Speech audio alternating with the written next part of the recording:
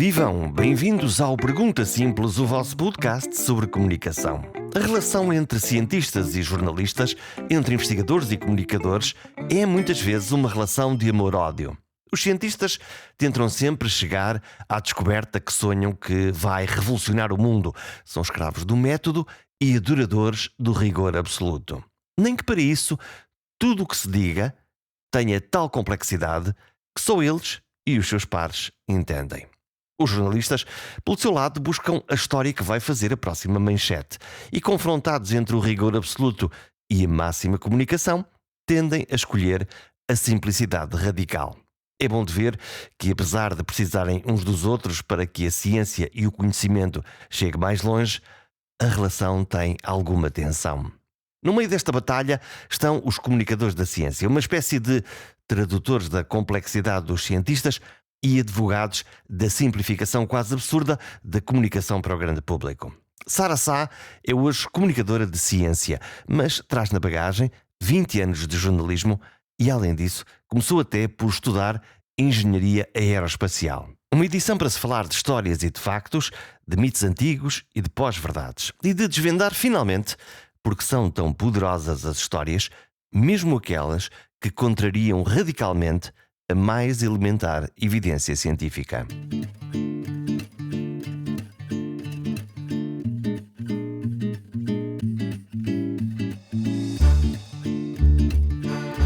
Hoje no Pergunta Simples falamos de ciência, de jornalismo e de boas histórias. Ou melhor, falamos de como é que se conta uma boa história. E para isso, quem melhor do que a Sara Sá? A Sara é jornalista, ou foi jornalista, é agora comunicadora de ciência e é alguém que passou os últimos 20 anos a contar histórias sobre saúde, ciência e inovação. Agora trabalha no INESC ID, onde ajuda cientistas a comunicar melhor aquilo que fazem. Mas a essência do seu trabalho continua a ser a mesma: procurar a lógica que faz uma boa história funcionar.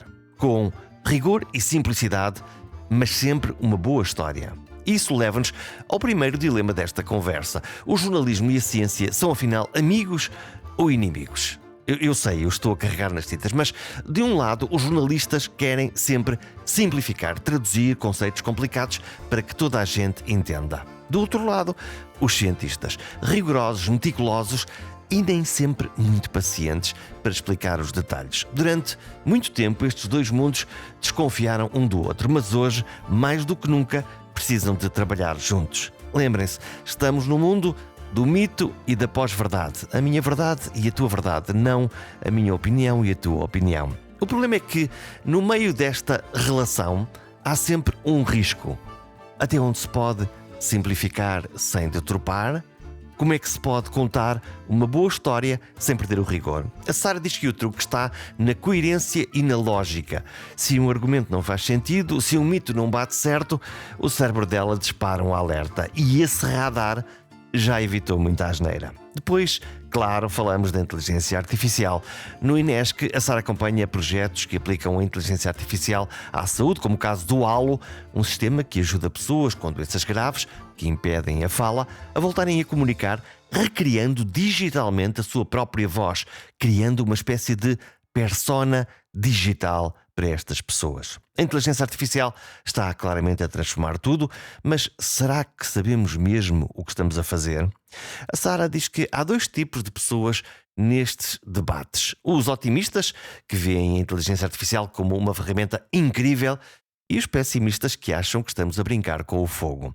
No instituto onde trabalha, os conceitos de base da inteligência artificial são trabalhados há mais de 25 anos.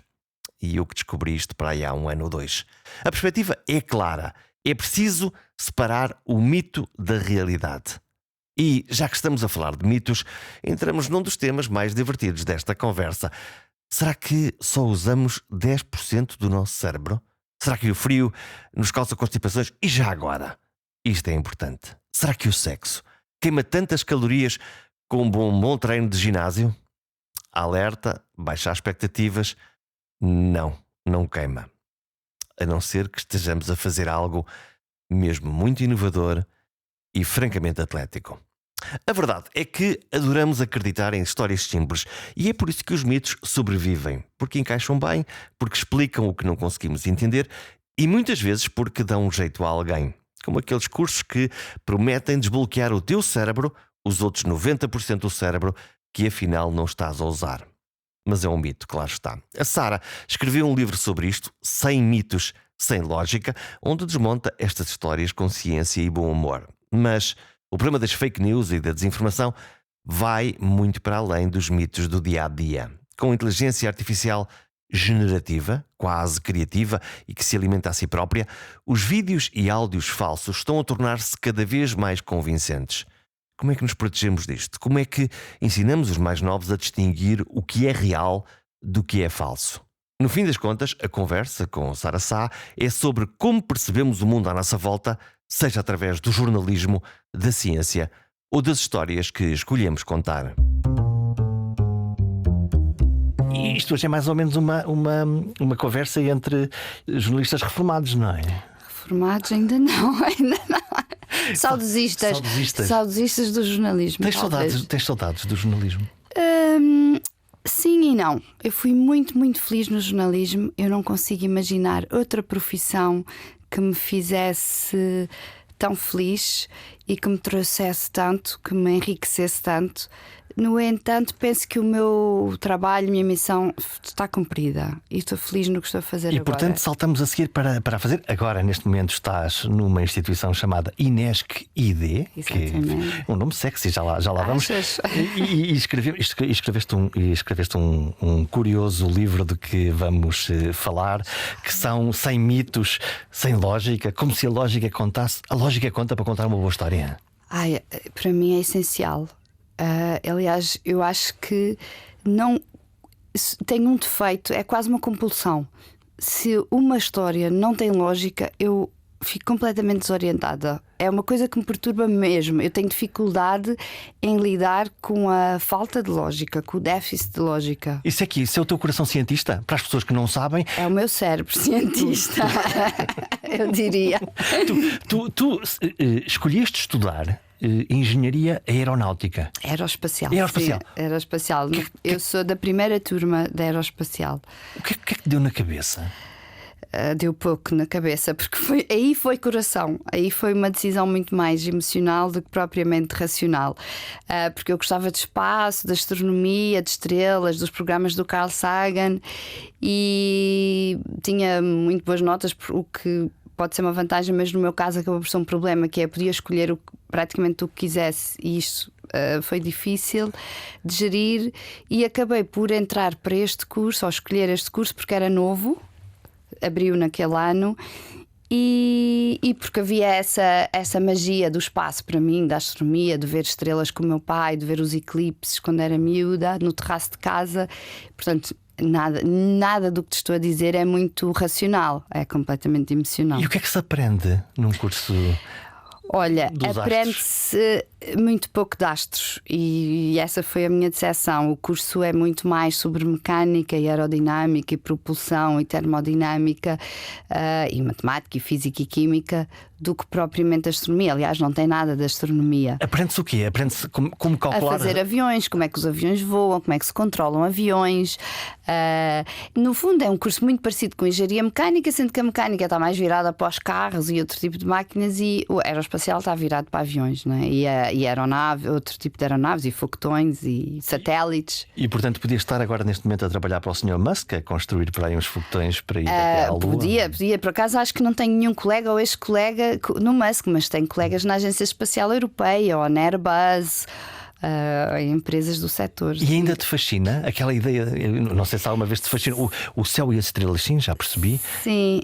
Mas se calhar não. Não a mecânica da coisa. Não, e também se calhar já não de uma forma tão romântica. Hoje em dia vejo o espaço mais como um setor comercial de grande crescimento, de crescimento exponencial, económico e de atração de talentos, mas acho que perdeu um bocadinho daquela magia que eu acho que nós só sentimos quando somos adolescentes e jovens inconscientes. E depois foste encontrar esse fascínio quando vens fazer jornalismo.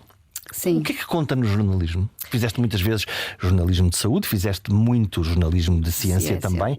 À procura de quê? Como é que se conta uma boa história?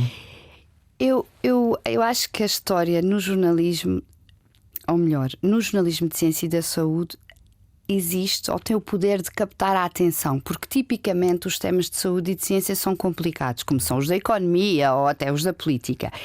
E uma história, ou uma boa história, ajuda, ou pelo menos era assim que eu via, ou ainda hoje o vejo, ajuda a captar a atenção do leitor. Nós somos viciados em histórias, não é? Nós crescemos, a nossa evolução dependeu da nossa capacidade de contar histórias, e em pequeninos é assim que aprendemos a linguagem, é assim que nos vinculamos, é assim que aprendemos na escola, é através da história. E eu penso que para os adultos se mantém isso. E uma boa história ajuda-nos a fazer passar depois aqueles temas mais complicados ou aqueles conceitos mais complicados de uma forma a aprender o leitor. Mas sendo que, lá está, contar uma boa história, um Era Uma Vez funciona sempre bem, um personagem, um herói, um inimigo, obviamente, mas depois há isso, a substância das histórias, aquilo que nós temos que contar, que temos que pôr lá dentro, que é complexo, cada vez mais difícil, cada vez mais difícil de contextualizar. Lembro-me sempre que contava aos jovens estagiários, em modo de piada, espero que tenha sido assim entendido, que é: não deixes que a verdade estrague uma boa história. Sim. Que assim, que lá está a tal fronteira.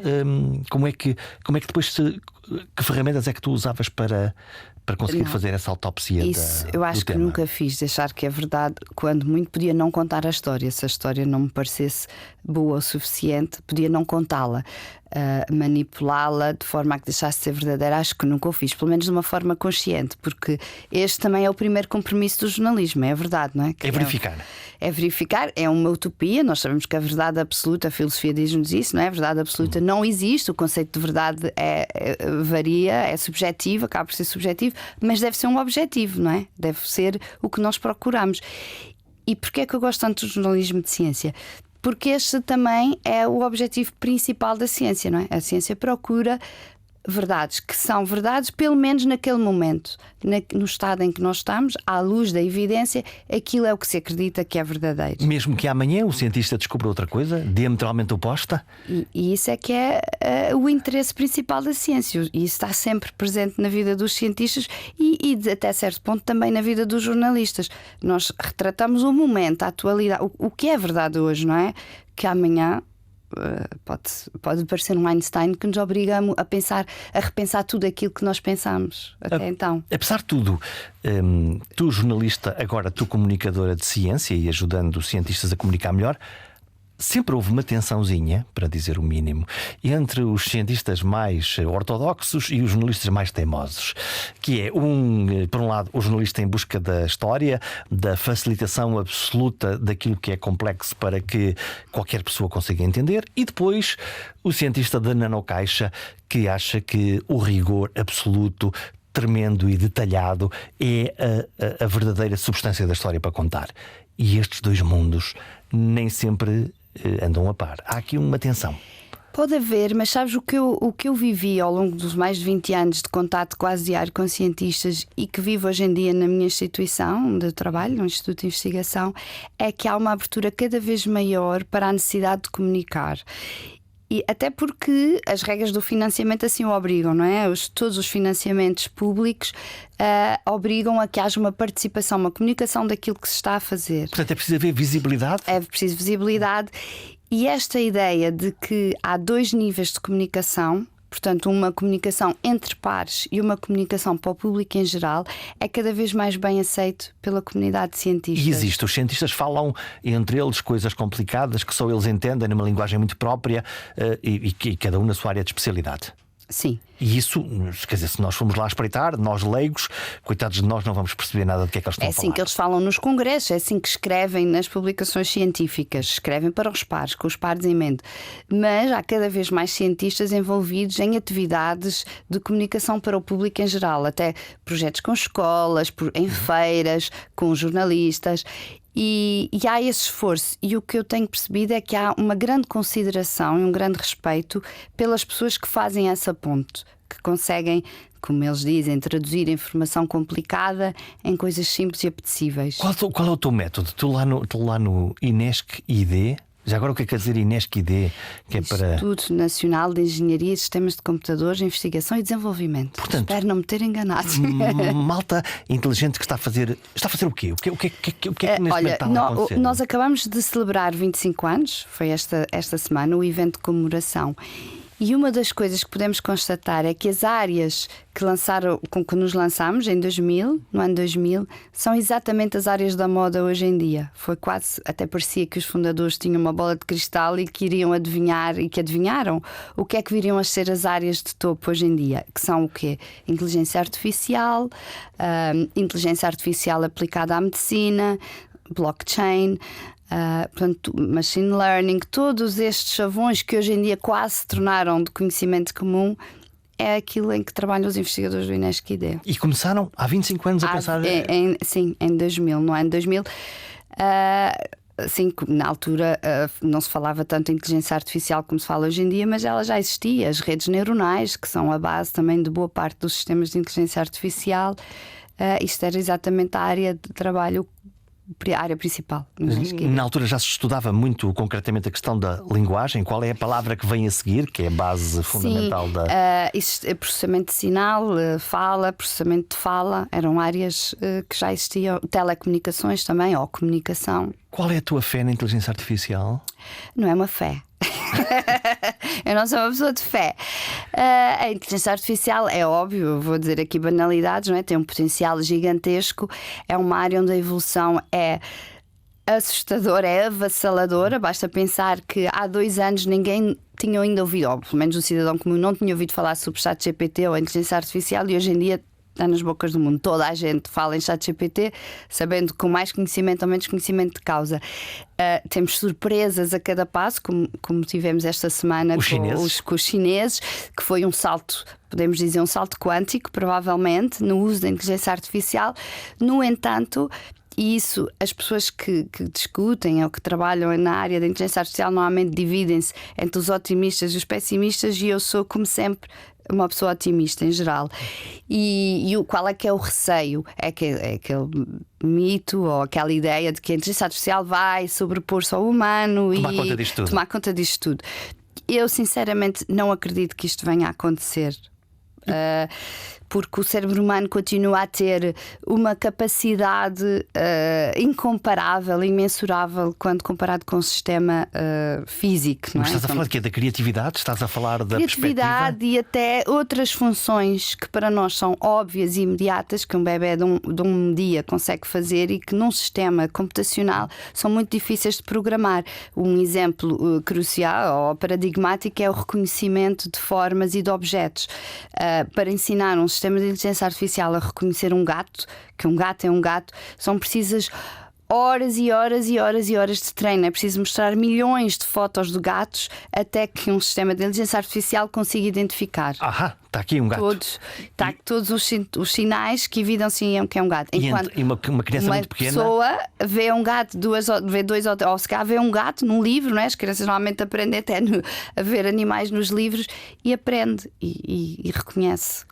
O que significa, lá está, que nós somos máquinas altamente sofisticadas com uma capacidade de aprender infinita, capacidade, lá está, de organizar o pensamento e de conseguir imaginar o futuro.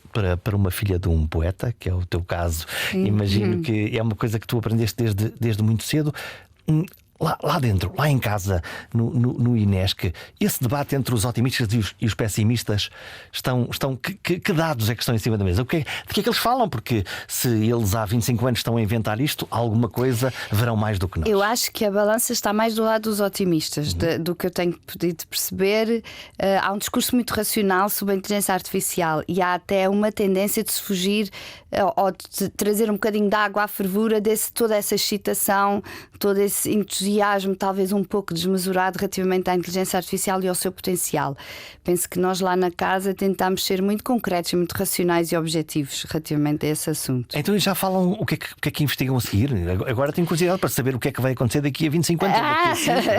Sim, eu penso que uma das áreas, e esta é uma das nossas áreas temáticas, é a aplicação à saúde. E eu acho acho que será uma das áreas que mais beneficiará, e já está a beneficiar, da utilização de sistemas de inteligência artificial para diagnóstico médico, para realização de cirurgias à distância, para encontrar padrões no tratamento de doenças e agrupar pacientes de acordo com o seu património genético, as patologias de que sofrem, as suas condições físicas, sociais, e dessa forma melhorar e conseguir o tão almejado tratamento direcionado, não é? Que é algo que se fala já há uns 20 anos, mas que ainda não é bem a realidade. Portanto, à procura de, através dos grandes números, encontrar padrões muito pequenos e repetidos, personalizar de alguma maneira as pessoas. Isso implica um acervo gigantesco de dados, obviamente, grande computação, e a segurança, porque quando nós olhamos para isto, eu fico sempre a pensar que volta e meia nós ouvimos falar que há um hacker qualquer, que um pirata informático que conseguiu entrar num sistema. Quanto mais potentes forem estes sistemas, de alguma maneira podemos proteger-nos melhor. De outra maneira, os sistemas podem ter uma vulnerabilidade que pode ser mais perigosa para nós enquanto seres humanos. Sim, a questão da ética e da segurança é essencial. Pelo menos na Europa é um tema que está em cima da mesa, e há muitas iniciativas no sentido de assegurar que não só os sistemas desenvolvidos na Europa o cumprem, como aqueles que são utilizados na Europa, desenvolvidos noutros países ou noutras regiões do globo, como a Ásia, por exemplo, que, se forem utilizados na Europa, têm que cumprir. E nós no INESC-ID até fazemos parte de um consórcio financiado pelo PRR, que é o Center for Responsible AI, portanto o Centro para a Inteligência Artificial Responsável, em que uma das premissas é precisamente que tudo o que seja desenvolvido no âmbito do projeto cumpra os critérios da IA, ou da Inteligência Artificial Responsável, que tem que ser ético, não parcial, uma regulação, mas que é independentemente da lei. Portanto, por princípio, tudo o que vier a ser desenvolvido, e há inclusivamente aplicações médicas, que depois, se quiseres, posso dar alguns exemplos, tem que cumprir estes princípios, que passam por ser transparente, não ser enviesada, ou seja, ser imparcial, não me escolher a mim ou a ti, umas pessoas relativamente a outras, e no fundo cumprir o que é a Constituição. Porque se nós quisermos pensar o que é que são as regras para uma inteligência artificial responsável, é uma inteligência artificial que cumpre os princípios da Constituição ou dos direitos humanos. Além obviamente, da reserva dos dados europeus em servidores europeus, que também está nas regras. Sim. Que aplicações vêm aí?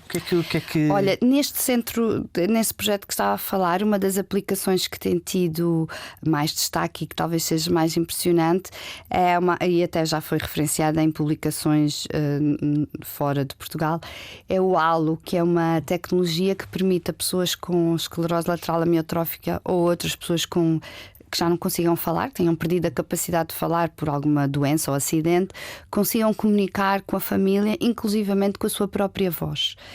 E isto é feito com um sistema de inteligência artificial a partir de gravações que as famílias possam entregar ou que a pessoa tenha feito enquanto ainda consegue falar, e depois cria-se uma persona do indivíduo com os seus gostos, o seu passado, o seu histórico familiar, e depois é possível, através de um sinal que a pessoa dá, que basta franzir a testa, por exemplo, responder a perguntas e ter até uma ligeira conversa com alguém. É uma criação de uma personagem digital, quase um robô digital. É uma persona digital que tem as características da pessoa em questão, portanto, da pessoa que tem a patologia, para que as perguntas que lhe são feitas possam ser respondidas, ou que as respostas que são dadas relativamente às perguntas que lhe são feitas estejam de acordo com aquilo que ela é, o que ela quer, com os gostos. Vou-te dar um exemplo, porque não estou a explicar muito bem, vou-te dar um exemplo concreto. A mulher, isto foi uma situação real. Um senhor com esclerose lateral amiotrófica estava a conversar com a mulher e ela perguntou-lhe: o que é que queres jantar hoje? E aparecem 3 ou 4 opções, e quando surge a opção que ele quer, ele basta fazer um sinal e essa mensagem é transmitida para um telemóvel ou pela voz. Pode ser: eu quero jantar bife com batatas fritas, apesar dele não estar a mexer, não estar a falar. E portanto pode declarar aquilo que quer e aquilo que não quer, o que é uma coisa absolutamente formidável.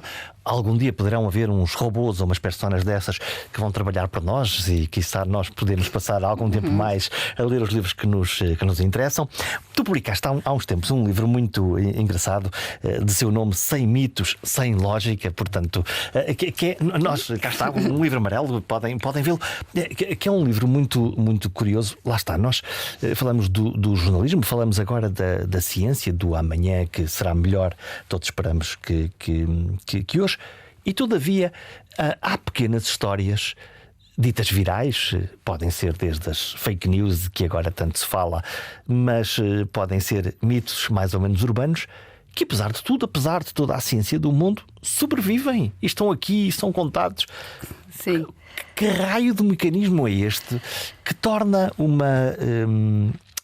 mito, uma informação que já foi várias vezes não comprovada ou desmentida, manter-se à tona e continuar a fluir? Olha, eu acho que uma das razões é algo que já falamos aqui, que é as histórias. Normalmente a estes mitos estão associadas histórias. E as histórias têm esse poder, não é? Que nós estávamos a falar no início. E perpetuam-se por causa disso. Um dos mitos que temos aqui é que não se pode beber vinho quando se come melancia. E é essa história, normalmente vem associada a alguém que conhecia alguém que estava num piquenique e que teve uma congestão. Comeu e teve uma congestão. E isso penso que torna estes mitos mais fortes. O facto de haver uma história associada torna-nos mais reais. Outra razão, porque eu acho que as pessoas acreditam em mitos, é porque é uma forma de justificar ou de compreender o incompreensível. Vamos supor, voltando ao caso da melancia com o vinho, que terá havido realmente uma situação em que alguém estava num piquenique feliz e contente e a seguir morreu. E não se sabe porquê. Provavelmente teve um AVC. Não sabemos, não há uma causa e efeito. As pessoas não encontraram uma razão para. Estava tão bem, tão feliz, e de repente morre. Pode ter tido a ciência, a medicina pode dar várias razões, um aneurisma, um AVC, quer dizer, um infarto. Foi da melancia. Foi a melancia. É uma resposta que está mais próxima, não é? E então.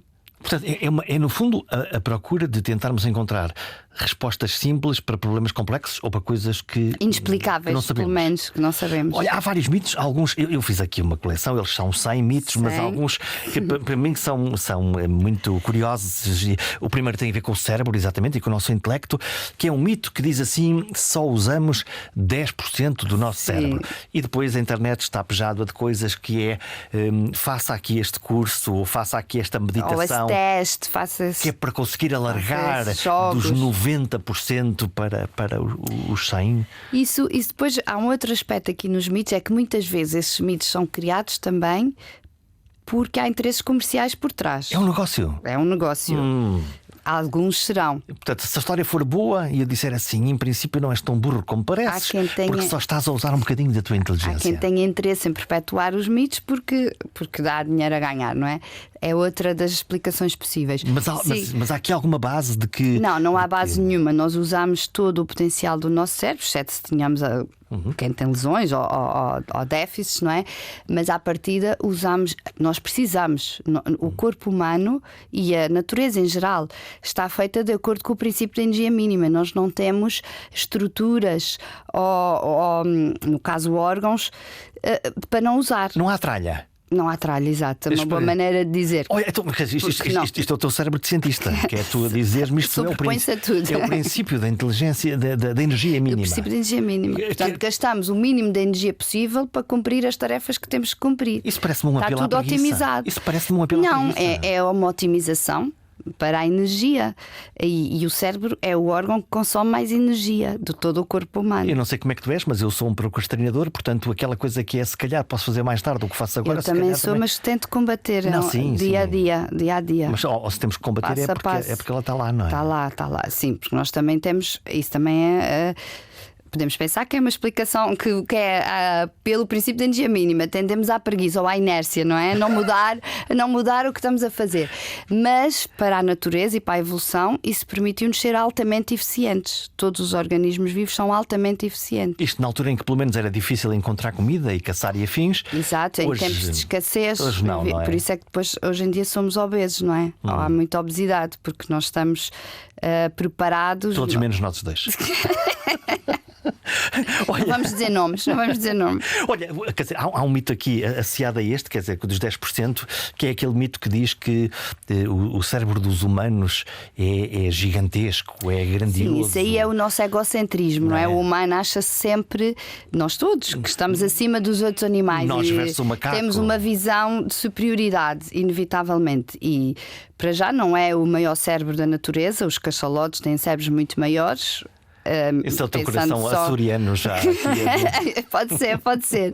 Mas isso, além de emocional, é também racional. Mas realmente obviamente que há aspectos do nosso cérebro que são únicos, que é, por exemplo, o crescimento depois do nascimento. O nosso cérebro cresce muito, de uma forma muito maior do que outros cérebros, e também a capacidade de ligações que conseguimos estabelecer. Isso é único. Entre os neurónios, sim. As ligações entre neurónios, nós conseguimos construí-las incomparavelmente mais do que outros seres. Olha, eu quando estive a ler a história do mito dos 10% do cérebro, depois dediquei-me a pensar que posso pensar no Einstein ou posso pensar num Lobo Antunes, que é estas pessoas especiais, às tantas, eu não sei se usam mais cérebro, mas pelo menos aparentam usar melhor o cérebro, não é? Porque sabem pensar outras coisas diferentes das nossas. Lá está as ligações, porque o raciocínio tem tudo, está relacionado com as tais ligações ou sinapses, não é? Entre neurônios, e conseguirão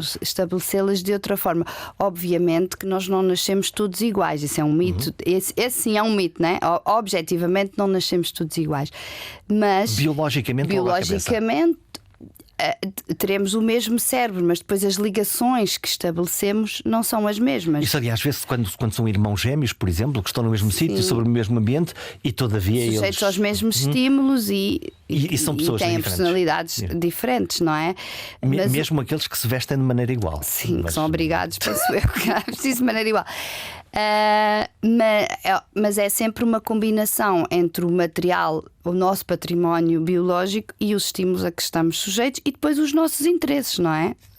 Que nós também temos. Olha, já que falas nisso, porque há um outro mito lá, o mito 51, que ainda por cima é um mito. Eu não curioso. sei de cor, vais ter que me dizer qual é. Mas eu vou-te já dizer que é: homens e mulheres têm cérebros diferentes. Pois. Não é? Dizem, não, mas os homens têm um cérebro que é tipo gavetas, põem as coisas à barriga, e as mulheres têm um cérebro correlativo. O condicionalismo social. Nós, pais, professores, educadores em geral, é muito difícil que não tratemos os meninos, rapazes, de uma maneira diferente do que tratamos as meninas, raparigas, não é? É uma criação social. É um efeito social do ambiente. Toda a sociedade está construída desta forma, não é? Podemos pensar pelas cores, não é? Começamos a vestir, mas isso é algo que tem vindo a diluir-se. Mas o menino de azul e a menina de cor-de-rosa, até aos brinquedos que damos, os carros e os legos aos meninos, e as bonecas e as cozinhas às meninas.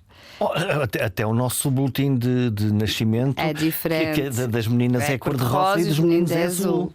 Exato. Começa por aí, portanto, não é? Nós, se formos analisar, há esse condicionalismo social desde que até antes do nascimento. Então, não é? Então os cérebros.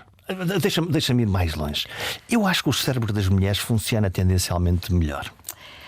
Melhor depende de qual é que é o teu critério, não é? Melhor sob que análise? Pensam mais rápido, correlacionam mais coisas. Não, há uma coisa que se diz, mas eu volto a dizer que é um resultado tu de uma entraste em construção astrofísica social. e eu não. Pronto. Também não tentaste. Mas não tentaste. Seria uma catástrofe. Matemática não é a minha praia. Diz os rapazes tendem a ser mais focados. É aquela coisa que se diz: as mulheres têm capacidade de multitarefas e os homens não.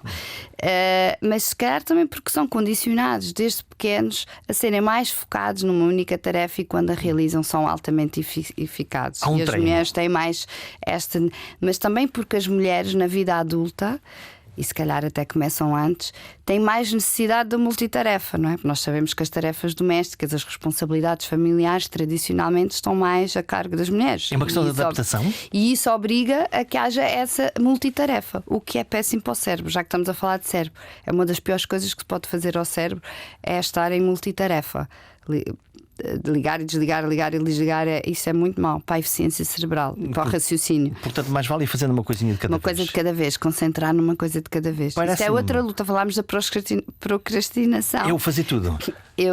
É algo que eu tento também combater. Então, o que é que tu fazes? Que táticas é que deixar usas? de fazer muitas coisas ao mesmo tempo.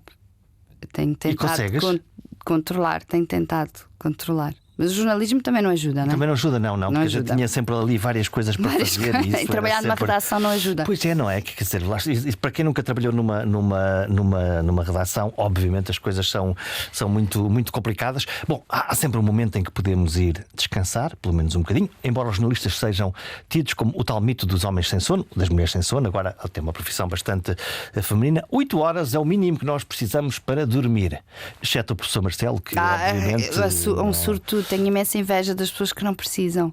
Ficam com mais horas para viver.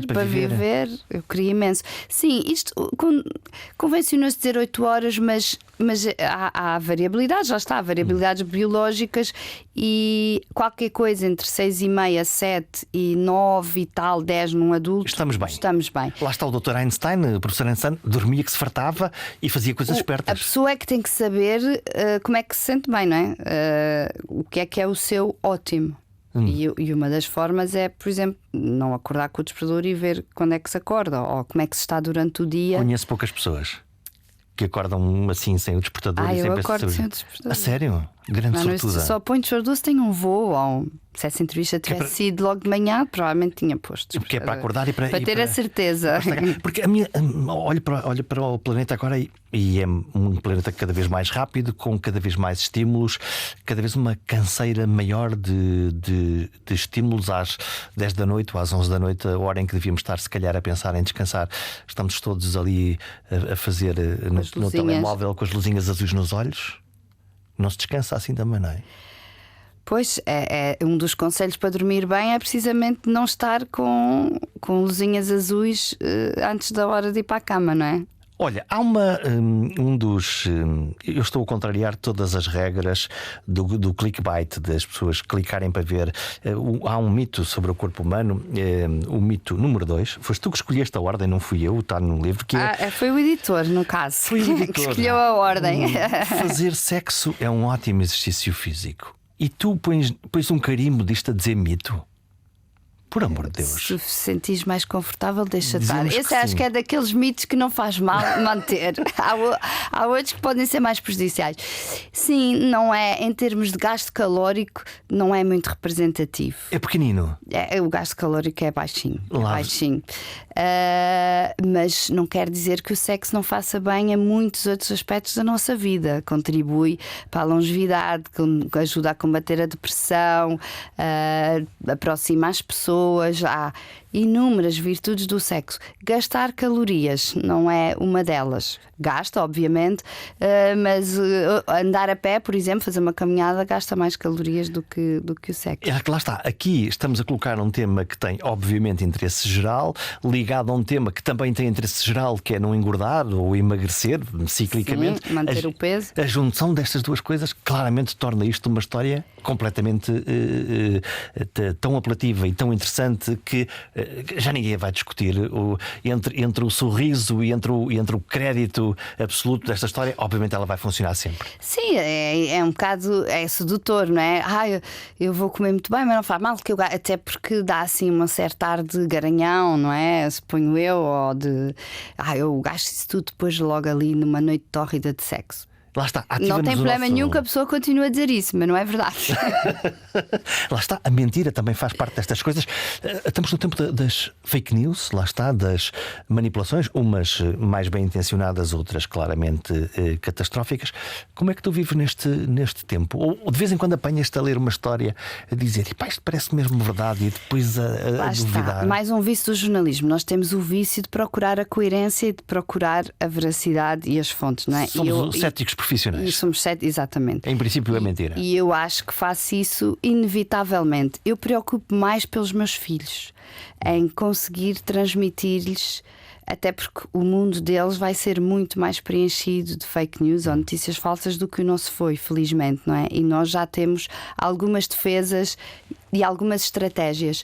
E a minha principal preocupação é passar-lhes isso e depois, no geral, para os amigos e para os miúdos da idade deles, mas eu diria que essa é. Como é que a gente ensina isso? Porque aquela ideia tão forte e apelativa, e agora com a inteligência artificial, lá está, simulando a nossa voz, a nossa imagem. É muito difícil. Encontrar ali as diferenças. Eu acho que não há uma resposta. Andamos todos um bocadinho à procura, não é? As pessoas trabalham nesta área e até os professores, os educadores, e é muito difícil, até por um ponto que falámos há pouco, é que a evolução é muito rápida. Nós ainda nos estamos a habituar ao chat GPT-3 e já vem o 4 e já vem o DeepSeek e já vem... E, portanto, o ritmo é alucinante. Eu acho que uma forma, uma base é desconfiar. Às vezes o que não parece real não é. Quando nós olhamos e isto é muito estranho. Quando vimos o Papa vestido de roupa de luxo. Isso é estranho, não é? Eu acho que no fundo também o bom senso aqui está em causa. Temos de treinar a nossa intuição. Temos de treinar um bocadinho e o bom senso e a lógica, não é? Voltamos à lógica. Quando não parece lógico, se calhar não é. Vamos ver de onde é que isso vem. Vamos verificar. Isso lá está, um bocadinho de inteligência natural, um bocadinho de verificar o próprio facto. Embora eu não sei qual é a tua experiência, a minha é quando vou a um chat GPT e nós fazemos perguntas, as respostas muitas vezes são, obviamente, respostas que foram pesquisadas e são verificáveis. De vez em quando aquilo foge um bocadinho para o chinelo, não é? Há ali umas coisas. E inventa até aquilo que se chama alucinações, não é? A inteligência artificial tem alucinações, inventa. Porque o ChatGPT foi concebido para agradar. Ele quer agradar. E às vezes, para agradar, inventa. É essa a motivação. É que podemos falar motivação quando estamos a falar de um computador. É francamente humano, esse computador. Ele foi treinado para isso. E para nunca deixar o humano sem resposta. E portanto, se ele tiver que inventar, vai à procura de uma coisa. Inventa. Olha, os nossos seres humanos, ainda por cima nesta altura, que estamos no inverno, malta agora constipa-se, fica com gripe, é o que é da vida. Mas alguém disse um dia que se apanhares frio ou andares com os pés descalços aí na tijoleira fria, vais-te constipar. Sim, esse é dos mitos mais difíceis de combater. Veste um casaco, rapaz. Veste o casaco. Mas o que causa as doenças são os vírus e as bactérias. E pode haver mais concentração de vírus e bactérias nos ambientes no inverno, porque as salas são menos arejadas, porque estamos mais confinados, porque os transportes públicos estão com as janelas fechadas. A Covid-19 ensinou-nos isso. Mostrou-nos isso, não é? Mas, e a falta de radiação também pode permitir, ou menos radiação solar, pode permitir que os vírus se desenvolvam mais. Mas e aliás, nós podemos pensar em vários exemplos que comprovam isso. Os nórdicos, que vivem em temperaturas negativas o inverno inteiro, não são mais doentes do que nós, não é? Não apanham mais constipações do que nós. Ou eu até posso dar um exemplo da minha vida. O meu filho passou o primeiro ciclo todo a ir para a escola de t-shirt de verão e de inverno. E a mãe sobreviveu. E era bastante a mãe, mas a mãe, ele felizmente tinha uma mãe que escreveu este livro e portanto não o obrigava a levar casaco. Mas depois o que acontecia é que as outras mães chateavam imenso porque diziam que os filhos também queriam ir sem casaco, porque diziam que o Tiago, que é o meu filho, estava sem casaco e não estava doente. E as mães chegavam a vir queixar-se e refilar comigo: tu deixas o teu filho ir sem casaco e depois o meu também quer ir sem casaco. Portanto, um alerta de saúde pública. Olha, eu não gosto deste, que é o que gosto, quer dizer, mito 27, o chocolate faz borbulhas. Não gosto, não é bom Não, ser chocolate um é... mito. Não, é exato. É bom. Como à vontade. Eu digo sempre às pessoas que desmistificar normalmente traz a vida torna a vida mais fácil ou mais doce neste caso. Eu acho que é uma ótima notícia que se pode comer chocolate, porque não é verdadeira essa relação. Não há qualquer relação de causa e efeito entre a ingestão de chocolate e o aparecimento de borbulhas. Ou outra, se calhar, ainda é mais popular e mais perigosa, desta maneira, que é o mito de que beber álcool mata os neurónios. Sim. Em princípio, o álcool faz mal. Com esse temos de ter cuidado, porque de facto o álcool faz mal em imensas coisas. Há dezenas de doenças que são causadas já, desde as mais óbvias do fígado até problemas de circulação e outras questões. Faz mal e de facto afeta o cérebro, mas não propriamente os neurónios. Afeta a glia, que são células de suporte, mas não mata neurónios. Que estão lá dentro do nosso A glia, nosso sim, estão no cérebro, sim. E portanto, pelo simples não, mais vale ter. Sim, dosear o consumo de álcool. Há sempre dois alimentos que são muito curiosos. Um é os ovos, que volta e meia os ovos, são a pior coisa do adoro. mundo, ou então é a coisa mais extraordinária do mundo. É um dos meus alimentos preferidos, e felizmente aí o mito é que os ovos fazem mal à saúde, que não fazem. Isto é algo que tem vindo a mudar. Porque se dizia que tinha muita gordura, tinha muito colesterol, mas hoje em dia o consenso é de que os ovos são um alimento muito bom, que deve ser incluído nas dietas e que se pode comer um ovo todos os dias. Atenção à manteiga que se põe lá a fritar o ovo. Pois, isso é que aí o problema é da manteiga, não é do ovo. E aqui é que está a grande questão. Há sempre, claro, as cenouras que nos fazem ver melhor, que também faz parte da. Sim, mas esse é daqueles mitos que eu não me esforço muito por desmistificar, porque a cenoura faz bem. E sabe bem. Sabe bem, tem beta-caroteno e tem imensas coisas boas. Olha, o que é que te falta fazer? Tu andaste na vida em geral? Sim. Ai, tanta coisa. Então. A minha maior ambição é viajar. Pronto, é uma coisa muito básica. Sou uma pessoa muito básica nas minhas ambições. Como turista ou como peregrina? Não, embora também tenha feito uma peregrinação recentemente. E foi bom? Foi bom, foi ótimo. Nunca tinha feito, foi ótimo. Em termos profissionais, se é que eu posso dizer que tenho uma missão, o que eu gostava de fazer e o que eu procuro fazer na minha vida profissional é transmitir o encantamento da ciência e partilhar o encantamento que a ciência me transmite, que é uma coisa que eu sinto desde que me lembro de existir.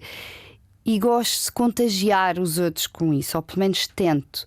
Isso é um objetivo mais abrangente. Outro é mostrar o que se faz nos institutos de investigação portugueses. É uma coisa que eu já dava atenção quando era jornalista, que me preocupava em ir ver o que é que se passava nas diversas universidades e institutos de investigação do país, e agora faço para o instituto ao qual estou associada, porque eu acho que ainda há um grande desconhecimento, apesar de haver esse esforço de transmissão, ainda há um grande desconhecimento da sociedade portuguesa relativamente ao que se faz na academia, e eu gostava de poder contribuir para que fosse menor esse desconhecimento. Sara Sá, muito obrigado por teres vindo. Quando voltar? Faz-me a tua pergunta para não acabarmos nesse tom tão sério. Então, mas ficaste triste? Muito sério, não foi? Não foi muito sério de todo. isso. Porquê? Não. Tu de volta e meia tens vontade de ir para o laboratório? Também experimentar coisas, não? Não, eu gosto de contar o que se faz no laboratório, não de fazer. Os cientistas têm bom feitio? Como as pessoas em geral. Eu acho que não se pode há uns mais bem dispostos, generalizar, sim, como os jornalistas, como os agricultores. Estamos mais bem dispostos, outros menos. As boas histórias têm sempre que começar bem, forte, de forma direta ou enigmática. Podemos ir logo ao fundamental, na primeira linha, ou deixar correr a narrativa, oferecendo sucessivamente novos dados. Se começar bem, é crítico para que nos ouçam. Fechar bem é garantir que ficamos na memória dos outros, ficamos no ouvido. Pode ser uma frase que ressoa, pode ser um riso franco. Nem precisa de ser explicado. É universal. Tal como as grandes histórias.